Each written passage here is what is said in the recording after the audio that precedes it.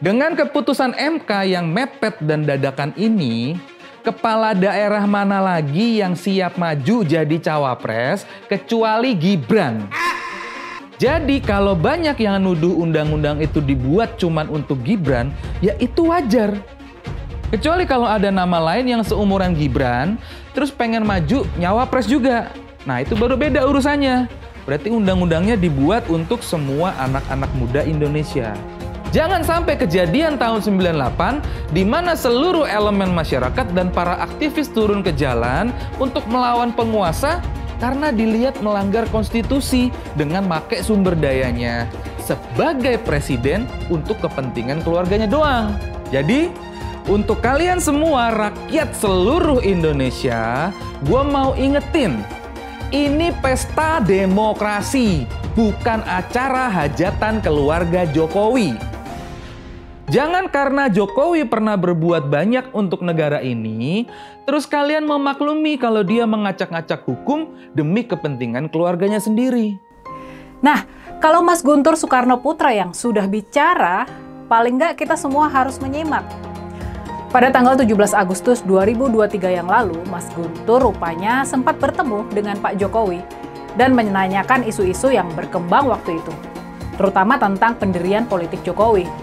Apakah masih konsisten seperti semula, yaitu tetap mendukung Pak Ganjar untuk menjadi presiden, meneruskan pekerjaan-pekerjaan yang sudah dikerjakan dan rencana-rencana yang sudah dibuat oleh Pak Jokowi, seperti pembangunan ibu kota negara, hilirisasi, dan pembangunan infrastruktur di seluruh wilayah NKRI. Kesimpulan dari Mas Guntur, memang tengah terjadi something wrong, sesuatu yang salah sama Pak Jokowi. Dan mutlak kita harus fokus pada perjuangan memenangkan Pak Ganjar Pranowo sebagai presiden dan Pak Mahfud MD sebagai wakil presiden.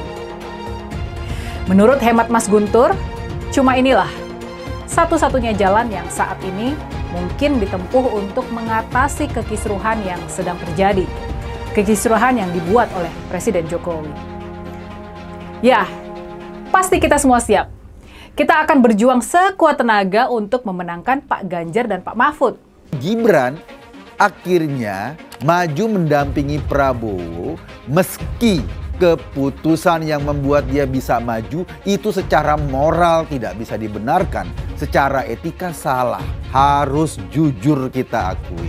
Dalam proses pengambilan keputusan itu terjadi cacat moral dan etika. Buktinya apa? Buktinya sidang Majelis Kehormatan Mahkamah Konstitusi sudah memutuskan dan membuktikan cacat etika dan moral itu. Hukumannya apa? Hukumannya dia diturunkan dari ketua MK lalu tidak boleh ikut dalam proses persidangan yang mengadili perkara-perkara pemilu. Kalau bicara soal standar hukum, ini absah secara hukum. Lo tahu nggak? Kim Jong-un, presiden Korea Utara itu, dia jadi presiden juga sesuai dengan undang-undang di sana. Iya kan? Dia menjadi presiden seumur hidup juga sesuai dengan undang-undang di sana. Tapi apakah lo ngelihatnya bahwa itu melanggar etika dan moral? Itu kan ukuran kita masing-masing. Pemilu 2024 ini sudah bukan lagi pesta demokrasi buat saya, tapi seperti ruang gelap yang penuh dengan tekanan. Pemerintah sebagai panitia pemilu yang sebelum-sebelumnya bersikap tidak menekan, kali ini seperti bersikap represif dan terasa menyebarkan intimidasi ke banyak pihak. Peristiwa penurunan baliho dengan paksa di Bali, kedatangan aparat ke kantor-kantor relawan dan partai yang bukan pendukung anaknya presiden. Itu membuktikan bahwa sudah terjadi intimidasi oleh alat negara kepada masyarakat. Dan ini menjadikan pemilu 2024 kali ini lebih tegang dari pemilu sebelumnya. Karena indikasi adanya campur tangan alat negara yang berpihak. Di Mahkamah Konstitusi kita lihat dengan mata kepala kita sendiri. Benar-benar berpihak dan dengan barbarnya meloloskan seorang bocah ingusan yang berambisi untuk menjadi wakil presiden. dengan menggunakan tangan pamannya yang waktu itu menjadi ketua Mahkamah Konstitusi. Jorok sekali permainannya dan membuat jijik banyak orang ketika dengan entengnya mereka mengubah undang-undang batas usia minimal dengan tujuan meloloskan seorang anak kecil yang menjadi keponakannya dan yang kebetulan bapaknya adalah seorang presiden. Bagi para pendukung Prabowo Gibran, kalau Anda ingin memastikan Prabowo Gibran menang satu putaran, ya kita nggak bisa duduk tenang, belum bisa. Kita nggak bisa santai-santai, belum bisa. Ya, jadi kita juga harus bekerja. Ini yang kita lihat sekarang ini sedang terjadi. Migrasi pendukung Pak Jokowi dari memilih Ganjar ke memilih Pak Prabowo. Pendukung Pak Jokowi akan bersama Pak Jokowi dengan memilih Prabowo Gibran. Pendukung PDIP akan memilih Mas Ganjar.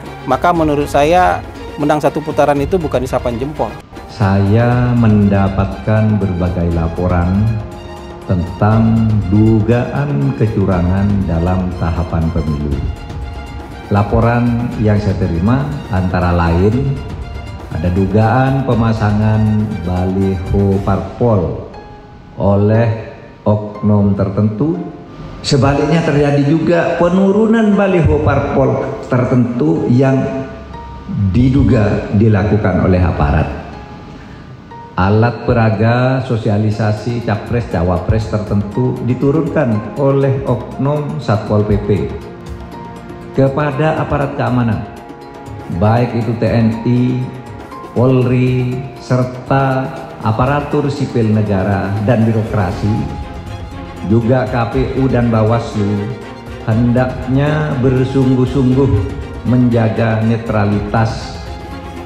Sebagaimana pula Presiden sudah berulang kali mengatakan, menegaskan sikapnya bahwa pemilu akan berlangsung netral.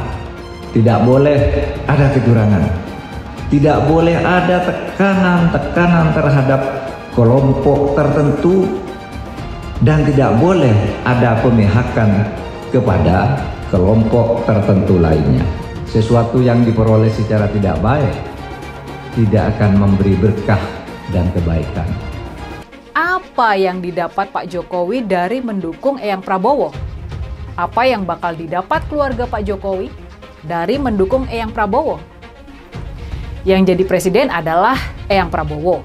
Dia yang memegang kekuasaan. Gibran ini cuma dijadikan ban serep saja. Apa yang bakal didapat sama Pak Jokowi? Cuma Gibran di posisi ban serep cawapres. Gibran dan istrinya yang cantik bakal disibukkan dengan acara-acara seremonial. Sementara semua kekuasaan semakin lama bakal semakin dikuasai oleh Eyang Prabowo dan circle-nya. Dan bisa jadi, ironisnya nanti, ini bisa jadi plot twist penting dalam kisah drama Korea politik kita kali ini. Sangat bisa jadi, kelak setelah menang, setelah giliran Eyang Prabowo yang memegang kekuasaan dan menjadi sutradara, bisa jadi nanti yang disingkirkan pertama kali oleh Eyang Prabowo adalah Pak Jokowi dan kelompoknya yang sudah terbukti tidak bisa dipercaya.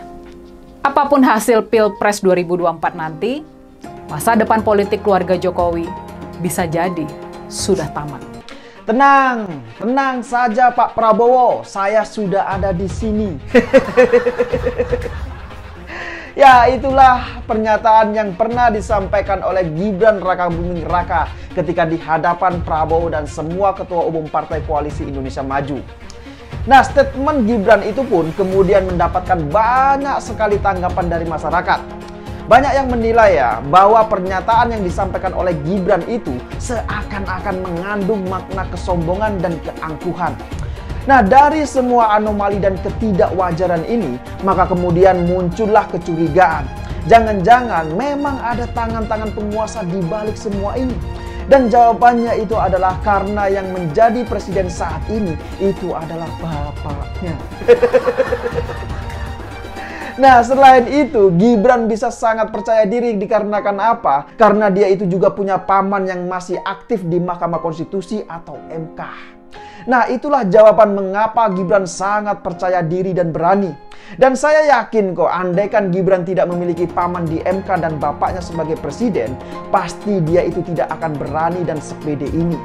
Jadi ya, kalau ada yang mengklaim bahwa Gibran itu adalah representasi bagi anak muda yang ingin menjadi pemimpin, maka saya ingin bertanya, apakah anak-anak muda Indonesia lainnya memiliki bapak seorang presiden? Jujur ya, kalau menurut saya pribadi, justru Gibran dan Kaisang itu adalah contoh buruk bagi generasi anak-anak muda saat ini. Ya, saya akan jauh lebih respek dan hormat apabila Gibran dan Kaisang mau berjuang seperti bapaknya dulu, di mana saat itu tidak ada campur tangan atau cawe-cawe dari bapaknya yang masih berkuasa. Tapi sayang, Gibran dan Kaisang memilih jalan yang diduga berbau kolusi dan nepotisme.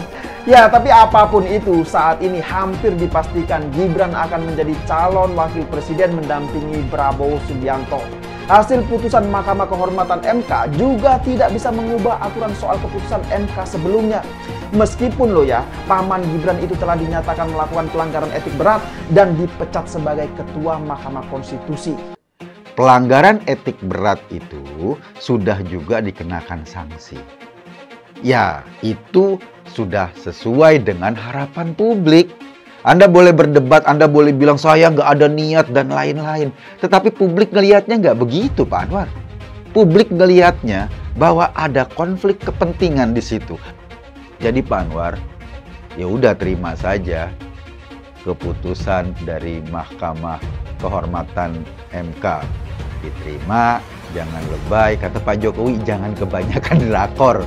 Kalaupun drama Koreanya atau sinetronnya kan dimulai dari sana. Mungkin nasihat ini juga disampaikan secara tidak langsung kepada Pak Anwar. Jangan kebanyakan drakor lah. Publik udah capek lihat drama-drama paman, keponakan, ipar kayak gini. Capek Pak Anwar. Kan dalam pemilu itu yang diadili pasti peserta pemilu kan. Peserta pemilunya di Pilpres ada Gibran, keponakannya. Di Pileg ada Kaisang, ketua partai. Wali kota yang baru 2 tahun itu akhirnya maju sebagai cawapres. Itu kalau dia tidak punya pengalaman, kalau dia tidak mampu menghandle tugas-tugasnya, kalau dia tidak mampu mengelola programnya dengan baik karena minim pengalaman, akibatnya buat seluruh masyarakat Indonesia loh Pak Anwar. Jadi jangan salahin kita kalau kita anggap bahwa cawapres karbitan ini sebetulnya maju karena ada cacat etik. Itu yang menjadi kesimpulan publik. Nah, yang pasti kalau buat saya dibandingkan misalnya Pak Gibran jadi maju gitu Mas Gibran gitu ya. Ya saya pilih Ganjar sama Mahfud lah. Karena lebih teruji kan. Anda jadi wali kota baru 2 tahun 3 tahun kan belum teruji juga. Ini urus negara loh, mau jadi presiden loh. Kalau Anda belum lengkap, belum pernah di legislatif, belum nasional ya maksudnya DPR. Kan DPR kan boleh ngerti nih pemerintahan seperti apa. Anda belum pernah di eksekutif yang tingkat provinsi, Anda nggak ngerti jadi presiden nanti. Ini bukan soal belajar-belajar coba-coba loh. Ini negara dipertaruhkan untuk 2045. Kita kan mau mencapai 100 tahun ini mau jadi apa? Kalau coba-coba, ini negara sebentar lagi 300 juta penduduk kita. Mana boleh kita kasih orang coba-coba. Saya tidak meremehkan anak muda ya. Anak muda bisa lebih kreatif gitu ya. Tapi bicara tata negara, harus mengerti konstitusi. Anda bukan hanya untuk berani untuk maju. Kalau cuma berani maju, banyak bisa kita pilih orang berani maju. Tapi yang lengkap dengan track record ini kan butuh waktu pembuktian. Pasti pilih Pak Ganjar, Pak Mahfud yang lebih pengalaman. Saya tidak mau anak cucu saya harus nunggu sekian tahun lagi. Pengalaman Jakarta gitu kan, nunggu lagi mundur. Males sudah. Jadi kita nggak usah coba-coba deh. Udah jangan dengerin janji-janji manis orang. Buktikan aja selama ini bagaimana. Anies Baswedan adalah yang terbaik dan banyak baik-baik sebagai calon pemimpin di negeri ini. Alam semesta memberikan dukungannya kepada kita. Hingga betapa besarnya dan betapa beratnya rintangan itu, insya Allah kita akan mampu melewati itu, saudara semuanya. Kita akan mampu melewati itu, dan insya Allah kita akan membawa kemenangan kepada pasangan kita ini. pasangan kita, amin. Pasangan kita, amin. Insya Allah. Harus dicek betul, pernah nggak calon pemimpin kita, calon presiden kita ini memecah belah umat. Kalau punya jejak pernah memecah belah umat, jangan dipilih. Kita lihat apakah pemimpin kita, calon pemimpin kita ini ya pernah menggunakan agama sebagai alat untuk memenangkan kepentingannya atau tidak. Kalau agama diperalat untuk merebut kekuasaan, jangan dipilih. Sekali lagi, kalau ada calon pemimpin yang punya rekam jejak memperalat agama untuk kepentingan politiknya, jangan dipilih. Maka kalau kalian pendukung saya, haram hukumnya membawa isu sara. Haram hukum.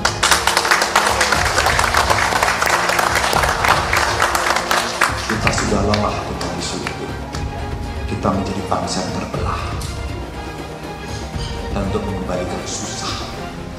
Umat Kristen di Indonesia memang minoritas, tapi jangan salah. Umat Kristen akan memegang peran menentukan apakah Anies akan menang dalam Pilpres 2024. Kalau secara perlahan semakin banyak orang Kristen yang berpaling ke Anies, yang akan menang nantinya sangat mungkin Anies. Suara pemilih Kristen di Indonesia adalah sekitar 10% lah. Kalau ekstrimnya semua warga Kristen memilih Ganjar, artinya Ganjar akan mendapat tambahan 10% suara dan Ganjar akan menang. Nah, itulah saya katakan kekompakan suara pemilih Kristen akan menentukan. Begitu suara pemilih Kristen terbelah secara timpang, Anies akan bisa mengalahkan Ganjar. Anies tahu jagoannya itu hanya akan menang kalau bisa memecah suara pemilih Kristen. Sekarang semua bergantung pada umat Kristen. Kekompakan pemilih Kristen akan menentukan apakah pada akhirnya Indonesia akan dipimpin Anies atau Ganjar. Elektabilitasnya Anies merosot ya seiring mulai terkuaknya kontroversi dari kepemimpinan Anies di Jakarta. Gen Z juga tahu kalau Anies adalah sosok yang didukung kelompok intoleran yang membuat Pilgub DKI 2017 menjadi sangat kotor. Politik identitas yang mengarah ke perpecahan seperti yang dikeluarkan pendukungnya Anies, yaitu Kadrun bin Kampret, kafir lah, laknat lah, PKI lah, ya cuma itu doang kemampuannya. Itulah pendukung Anies. Jangan pernah takut melawan Kadrun yang cuma pengen Indonesia hancur. Siap kawal kasus Ahok, siap penjarakan Ahok. Takbir, takbir, takbir. Siap kawal kasus Ahok. Siap. Siap kawal kasus Ahok. Siap. Betul. Betul. Tangkap, tangkap, tangkap si Ahok. Tangkap si Ahok sekarang juga. Tangkap, tangkap, tangkap si Ahok. Tangkap si Ahok sekarang juga. Takbir. Allahu Akbar. Takbir. Allahu Akbar. Tangkap, tangkap, tangkap si Ahok. Tangkap si Ahok sekarang juga. Tangkap, tangkap. Tangkap si Ahok sekarang juga. Lagi. Penjajahan di depan mata itu di Jakarta. Kita semua pribumi ditindas dan dikalahkan. Kini telah merdeka. Kini saatnya kita menjadi tuan rumah di negeri sendiri. Anies, ibunya Arab, bapaknya Arab, kakeknya Arab. Mas Anies nikah dengan keturunan Arab. Menantu Mas Anies, anak Mas Anies nikahnya dengan Arab lagi. Jadi Mas Anies kalau merepresentasikan Indonesia agak kurang keindonesiaannya. Mungkin 3% Indonesia aja yang bisa direpresentasikan oleh Mas Anies. Nasbi mengingatkan rakyat bahwa Anies kurang mewakili Indonesia karena dia Arab. Apakah ini rasis? Menurut saya tidak. Menurut saya justru ini nasionalis. Seperti di Pilkada DKI dulu, mereka juga getol ingatkan warga DKI bahwa Ahok itu Cina. Lihat, Cinanya Ahok selalu dibawa-bawa. Bahkan sampai terang-terangan ajak ganyang bantai Cina. Jadi sah-sah aja kalau Hasan Nasbi bilang Anies itu kurang mewakili Indonesia karena dia Arab. Lah, mereka juga dulu begitu. Kalau Cina dianggap bukan pribumi, sementara Arab dianggap pribumi, itu baru namanya rasis. Rasis biadab itu. Kalau Cina bukan pribumi, Arab juga bukan. Hasan Nasbi cuma mengingatkan, pilih presiden yang pribumi saja. Saya bilang, Nis, ente nggak bisa jadi presiden. Kenapa? Karena presiden adalah orang Indonesia asli, saya bilang. DKI yang kita harapkan, Anies Baswedan yang begitu jelas Islamnya. 4 tahun 8 bulan jadi gubernur. Mana peraturan pergub saja yang melarang miras. Mana perda Islam apalagi yang akhirnya tidak berani juga menegakkan hukum Islam. Banjir tetap banjir, macet tetap macet, kriminalitas Jakarta. Anda tahu, 2 menit sekali terjadi pencurian. Sekarang orang sedang euforia, dia mau dicapreskan. Bagaimana umat terjebak lagi, bodoh lagi, masuk lagi. Kalau misalnya memang Anies itu mau maju dan dia tekad mau menegakkan hukum Islam dan menyatakan perlawanan, saya peduli. Tapi dia tidak lakukan itu. Tahu nggak, sumur resapan yang ngabisin anggaran beratus miliar itu meresap air agar masuk ke dalam bumi sesuai dengan sunatullah. Tetapi ternyata sumur ini tidak meresap air, malah airnya itu menggenang di sumur-sumur itu. Sumur resapan itu sekarang harus disiapin pompa untuk menguras air di sumur resapan. Kalaupun dia harus makan babi sepanjang jadi presiden, mungkin akan dilakukan. Jangan sampai Indonesia jatuh ke tangan pembohong. Jangan sampai Indonesia jatuh ke tangan Anies Baswedan. Jangan hanya konsentrasi pada pembangunan benda-benda mati yang indah difoto dan bisa ditunjukkan dalam 5 tahun hasilnya. Kalau kita mau menilai sebuah janji, maka lihat janjinya atau lihat kenyataannya. Dulu janjinya apa ya? Dan ini aneh, betul-betul aneh. Ini bukan kampanye, tapi saya sampaikan sini. Di satu sisi menyiapkan jalur-jalur air untuk dikirim ke laut, di sisi lain di lautnya dipasang dengan pulau reklamasi, tinggal tunggu waktu jadi rob, air balik. Dan ini melawan sunatullah. Kenapa? Air itu turun dari langit ke bumi, bukan ke laut. Harusnya dimasukkan ke dalam bumi, masukkan tanah. Di seluruh dunia air jatuh itu dimasukkan ke tanah, bukan dialirkan pakai gorong-gorong raksasa ke laut. Jakarta telah mengambil keputusan yang fatal. Bukan banjir, itu memang parkir air. Bukan banjir, itu memang parkir air. Masyarakat berkeliling dengan membawa toa untuk memberitahu semuanya, termasuk sirine. Kaibon 82 miliar. Apa alat transportasi yang dimiliki oleh hampir setiap orang? Alat transportasi yang dimiliki semua orang adalah kaki. Saya mensyukuri kenapa kalah, kenapa ditahan. Saya bersyukur atas itu semua. Saya coba bayangkan ya, kalau seandainya waktu itu kita menang, gitu ya, hari ini belum tentu kita bisa nikmati seperti ini. Kita bersyukur 5 tahun Tuhan izinkan kasih ke orang yang pintar ngomong untuk kerja. Coba kalau kita bayangkan gitu ya, kalau kemarin saya masih jadi gubernur, ini saya udah turun ini. Tapi yang pintar ngomong itu dikira orang hebat kan? Ini lebih berbahaya tahun 2024, langsung ketahuan karakternya. Langsung ketahuan itu. Di saya juga ada kutipan Pak di kamar saya Pak. Tulisannya, Jakarta telah mengambil keputusan yang fatal. Gus Dur itu buta mata juga buta hati. Pancasila Soekarno, ketuhanan ada di pantat. Anak Tuhan dari mana? Kalau Yesus anak Tuhan, bidangnya siapa? Besok di seluruh wilayah Indonesia kami katakan damai. Iblis hanya menggoda orang yang beriman. Makanya jarang-jarang orang kafir kerasukan setan. Yang kerasukan setan itu orang baik-baik. Jarang, saya belum pernah nengok Cina kerasukan setan. Pernah tak Ahok itu kerasukan setan? Enggak, setannya juga. Karena sesama setan dilarang saling menggoda. Karena di salib itu ada jin kafir. Karena di salib itu ada jin kafir. Karena di salib itu ada jin kafir. Haleluya. Kepalanya ke kiri apa ke kanan? Kepalanya ke kiri apa ke kanan? Tetap percaya salib itu lambang mulia, bukan jin. Kok ketawa? Aku nggak nyindir siapa-siapa loh. Kalau Anda tanya saya jadi presiden, saya hari ini jadi presiden juga saya tahu apa yang saya mesti kerjakan. Karena saya udah kenyang dari DPRD tingkat 2, dari pengusaha, DPRD tingkat 2, bupati. Bupati itu paling kerja bener, paling ngerti tuh soal daerah seperti apa. Sampai hari ini portofolio saya lengkap sampai ke BUMN.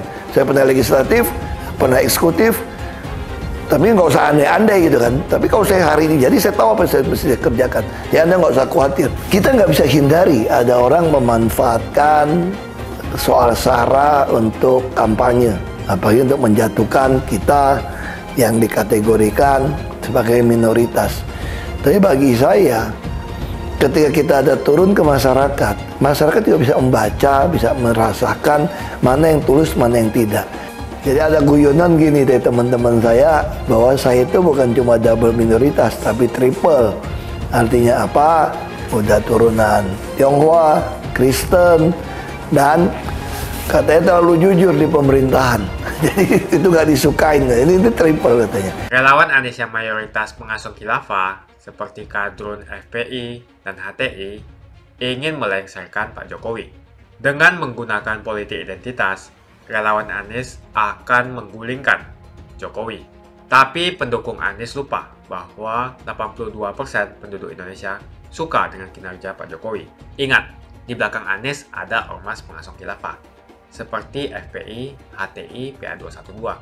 Saya yakin sebentar lagi karma Ahok akan mengejar Anies Baswedan. Kalian pada lupa ya, kalau kami ini pernah ada dalam barisannya Jokowi selama hampir 10 tahun. Gue mau ngasih tahu sesuatu ke kalian tentang Jokowi dan tim pendukungnya. Gimana cara timnya Jokowi mengcounter suatu isu, berikut pola intimidasi timnya Jokowi ke suatu pihak, sampai cara klarifikasinya. Nah, sekarang gue akan fokus ke Pak Polisi yang tercinta. Walaupun serem ini sebenarnya kalau nyenggol mereka. Karena yang bertugas untuk nangkepin orang kan mereka. Tapi ya sorry banget, gue harus mengungkapkan fakta.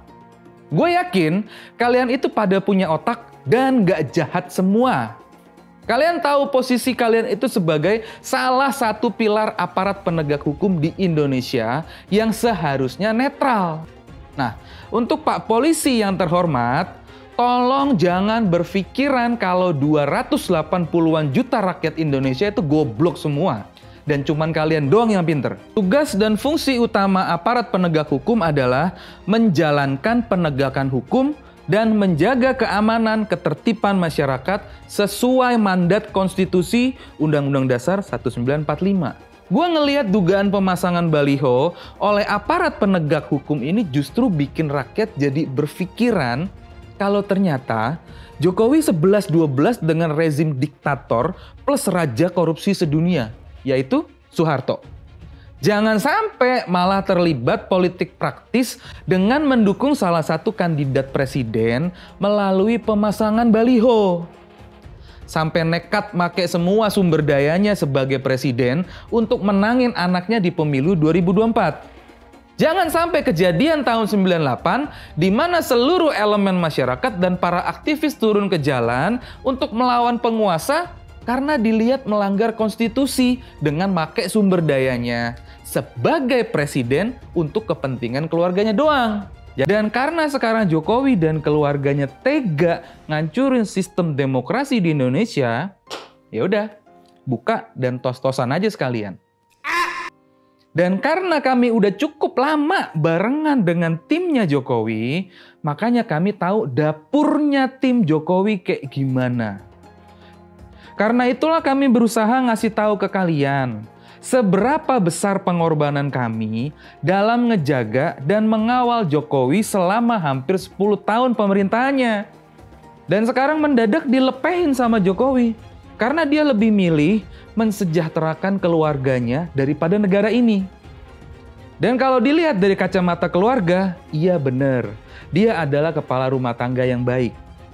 Tapi kalau dilihat dari kacamata dalam bernegara, dia sudah bukan lagi kepala negara yang baik. Jangan karena Jokowi pernah berbuat banyak untuk negara ini, terus kalian memaklumi kalau dia mengacak-acak hukum demi kepentingan keluarganya sendiri. Jadi, untuk kalian semua rakyat seluruh Indonesia, gue mau ingetin, ini pesta demokrasi, bukan acara hajatan keluarga Jokowi. Pesta demokrasi ini harus berjalan sesuai dengan koridor hukum yang berlaku. Kepala daerah mana lagi yang siap maju jadi cawapres kecuali Gibran? Jadi kalau banyak yang nuduh undang-undang itu dibuat cuman untuk Gibran, ya itu wajar.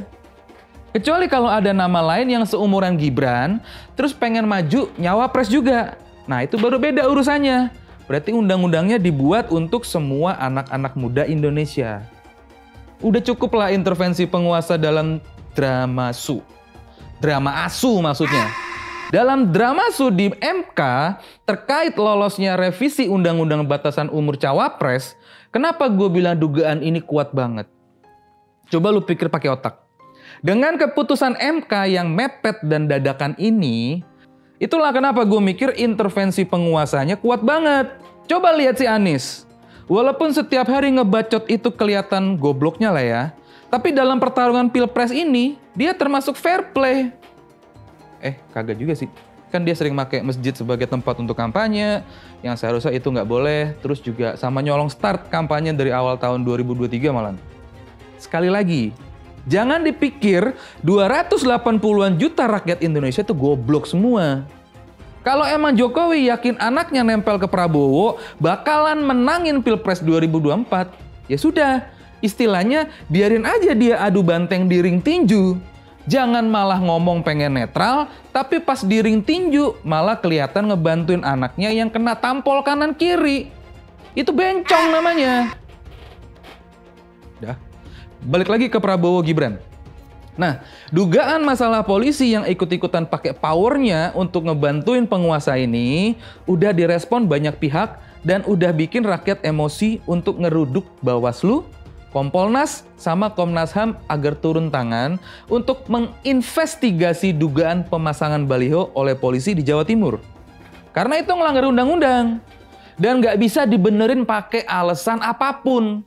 Semakin dekat Pilpres, relawan Anies semakin beringas dan Anies semakin galau. Dengan menggunakan politik identitas, relawan Anies akan menggulingkan Jokowi. Relawan Anies yang mayoritas pengasuh khilafah seperti kadrun FPI dan HTI ingin melengsarkan Pak Jokowi. Tapi pendukung Anies lupa bahwa 82% penduduk Indonesia suka dengan kinerja Pak Jokowi. Saya pikir kalau terjadi baku hantam, maka ada 82% yang akan menghajar kadrun pengasuh khilafah itu. Kalau melihat perkembangan koalisi politik yang paling agresif memperluas basis kerjasama yang sudah konkret adalah koalisi Ganjar. Sejak Ganjar diumumkan oleh PDIP, sudah resmi koalisi Ganjar ini didukung oleh 3 partai, yaitu P3, Hanura, dan juga Perindo. Nasdem pun semakin pusing melihat Anies, karena elektabilitas Anies semakin jatuh. Dan banyak kader-kader Nasdem terjerat kasus korupsi, seperti belakangan kasus korupsi BTS. Kasus korupsi 8 triliun yang dilakukan oleh kader terbaik Nasdem yaitu Johnny G. Plate ini sangat menghantam Partai Nasdem, menteri dari Kementerian Pertanian, di mana ini juga adalah dari Partai Nasdem. Apalagi belakangan ada 120.000 kader dari Partai Nasdem pindah ke Partai Perindo. Semenjak Nasdem mengusung Anies, banyak sekali petaka yang diterima oleh Nasdem. Apakah ini merupakan karma dari Ahok? Silahkan komentar di kolom komentar. Yang jelas saya tidak akan memilih Anies, karena Anies bukan pribumi yang jelas. Dan Anies juga merupakan antitesis daripada Jokowi. Antitesis artinya bertolak belakangan dengan semua kebijakan Jokowi. Anies sudah terang-terangan menyebutkan dia tidak akan melanjutkan kinerja dari Pak Jokowi. Tidak ada infrastruktur yang akan dibangun jika Anies memimpin Indonesia 5 tahun ke depan. Lagi pula, Anies juga didukung oleh khilafah dan pendukung Anies dari ormas seperti FPI dan juga HTI. Apa kita mau FPI dan HTI kembali di Indonesia jika Anies memimpin? Anies adalah bapak politik identitas yang menghalalkan segala cara untuk menggapai kekuasaan, termasuk menggunakan politik identitas berbasis agama. Kita lihat di kasus Ahok. Kita sudah bisa melihat kinerja Anies selama 5 tahun di Jakarta, dan ini merupakan rekam jejak Anies Baswedan. Tidak ada satupun janji yang dipenuhi, dan tidak ada kinerja yang bisa dibanggakan. Dari DP 0%, OKOC, kelebihan bayar, Formula E, banjir, sumur resapan, jalan rusak, dan gonta-ganti nama jalan. Jadi saya rasa tagline perubahan yang diusung Anies adalah tagline merubah kata korupsi menjadi kelebihan bayar. supaya semua koruptor tidak dijerat oleh pasal korupsi. Karena mereka semua hanya melakukan kelebihan bayar. Jadi perkataan Ahok sudah terbukti dan Jakarta sudah menjadi korban. Jangan biarkan Indonesia menjadi korban kibulan Anies Baswedan. Suara minoritas jangan lagi merasa takut untuk memilih pemimpin yang membela hak minoritas. Karena Anies jelas hanya memanfaatkan suara minoritas untuk mendapatkan suara. Ingat, di belakang Anies ada ormas pengasuh khilafah, seperti FPI, HTI, PA212. Saya yakin sebentar lagi karma Ahok akan mengejar Anies Baswedan. Begitu saja opini saya hari ini. Tuliskan opini kalian tentang Anies Baswedan di kolom komentar. Dan juga tuliskan pendapat kalian tentang people power oleh relawan Anies untuk melengsarkan Pak Jokowi.